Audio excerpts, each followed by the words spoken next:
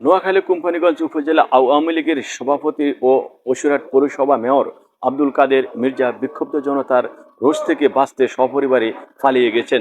দুপুর 1টার আগে বিক্ষুব্ধ জনতা বসিরহাট পৌরসভা কার্যালয় তালা লাগিয়ে দেওয়ার পরই মেয়র কাদের মির্জা তার পরিবার সহ বাড়ি ছেড়ে অজ্ঞাত স্থানে পালিয়ে যান বলে প্রত্যক্ষদর্শীরা জানান।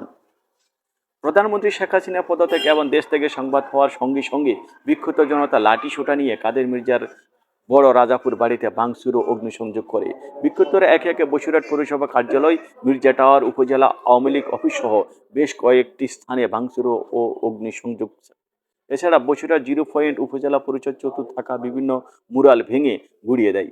71-এর বিজয় অনেকেই না দেখলেও এই যেন এই সময়ের বিজয়ের কথা মনে করিয়ে দেয়। জাতীয় পতাকা মাথায় বেঁধে নানান ধরনের লাঠি হাতে নিয়ে বিক্ষুব্ধ হাজার জনতা বিজয় উল্লাস মেতে ওঠে। নানা স্থাপনা ভাঙচুর করতে গিয়ে মুর্মুষ ককটেল বিস্ফোরণ ঘটায় বিক্ষুব্ধরা। এ সময় তাদের ছোড়া ককটেল ও ইট ককটেলে আহত হয় কমপক্ষে 25 জন। আহতদের কোম্পানীগঞ্জ উপজেলা স্বাস্থ্য কমপ্লেক্স সহ বেসরকারি ক্লিনিকে ভর্তি করা হয়েছে। এছাড়াও উপজেলার বিভিন্ন স্থানে বিক্ষুব্ধরা নানা স্থানে আওয়ামী লীগ সমর্থিত লোকজনের বাসাবাড়িতে হামলা ঘটনা চলমান রয়েছে বলে জানা গেছে।